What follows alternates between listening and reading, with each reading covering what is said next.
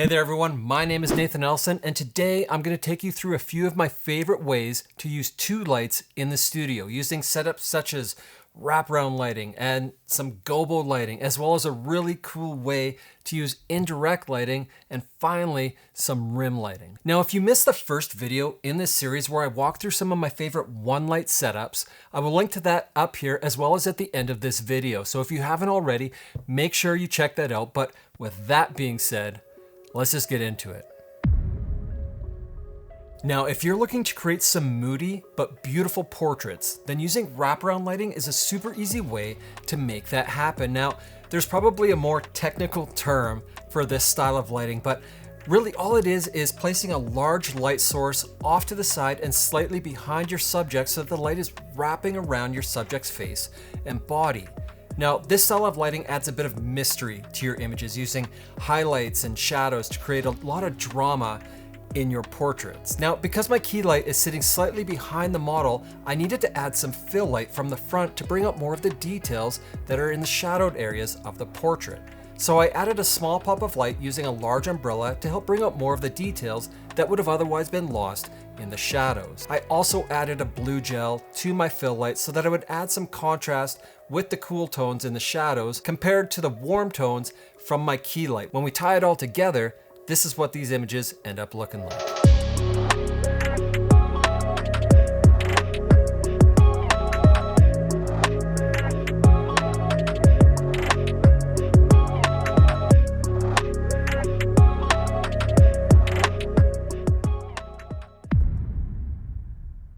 Alright, now viewers of this channel will know that I love using optical snoots in my work to create shapes and patterns and just add more dimension to my portraits, but very rarely do I use an optical snoot on its own. 90% of the time that I use an optical snoot, it's combined with another light source to, again, just to help control the contrast and add more balance to the final images. Now, for this setup, I'm using the optical snoot with a simple rectangular gobo to create a shape that mimics maybe the light coming from an open door. Now, I placed the model within that shape from the gobo and then used another light with a large umbrella to, again, just bring back more detail in the shadows that would have otherwise been too dark. Now, the reason that I have the fill light so far back is because I wanted it to be a super even and wide throw of light that would fill the entire frame, making the ambient light and the shadows feel much more natural. Now, I also have the fill light placed directly behind my key light so that all the light is coming from the same direction. And again, just making the light feel a lot more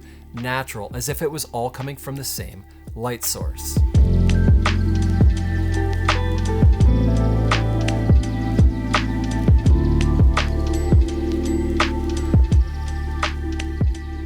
Now, for a similar setup, this time using constant lighting rather than strobe, I have a gobo that looks like tree branches that I'm using to create some shape in the images. And then I'm using another large octabox coming from the same direction that I'm using as my fill to open up the shadows so that the lighting feels more natural. Now, just to show you what I mean by that, this is what the lighting looks like when I'm using just the optical snoot. And then this is what it looks like when I add in the fill. It takes away some of the contrast while still keeping the tree shape that is being projected onto the image, but the entire image just looks way more polished.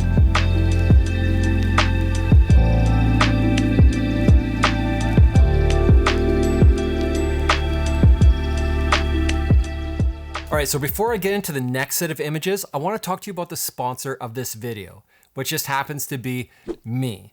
Now, if you like the black and white conversion of the images that you see in this video, check out my Capture One and Lightroom preset packs. I use them in all of my work, and when you purchase them, it supports this channel and allows me to continue to create content like this for all of you. So check those out down in the description below. This lighting setup is one of my favorites, and it's actually quite easy to do, but it does take a little bit of finessing. Now, I have a 9-foot white backdrop with two medium deep umbrellas that are firing into the backdrop, essentially turning the backdrop into my light source. I then positioned the model so that she was right at the cusp of where the light would start to fall off, and that's where some finessing comes into play. If the model is too close to the back of the backdrop, the image will overexpose and you will lose all of your detail. But if you move the model too far away from the backdrop, then you will lose all of the light shaping characteristics of this lighting setup and you won't have any light shaping on your subject. So you may have to play around a little bit with the positioning to find that sweet spot for this setup. But once you've found that sweet spot, well, you're gonna be able to create images that look like this.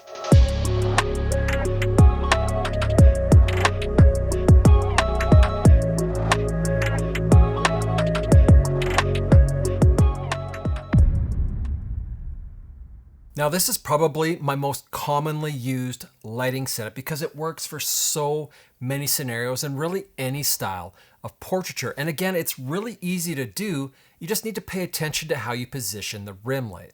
Now, for starters, it works best when it's placed on the opposite side of your key light. And my favorite modifier when creating any sort of rim light is a simple medium-sized umbrella. Now, I place the umbrella off to the side of my frame and I face it forward so that none of the light coming from the umbrella is spilling onto my backdrop, because that would dramatically change the look of the image. So with the umbrella facing forwards, I can now control how much rim is hitting onto my subject, and I can add more rim light by just simply adding more power to the light or making the rim more subtle by powering the light down. Adding a bit of rim really helps to bring out your subject's jawline, their cheekbones, as well as to help separate them from a darker background.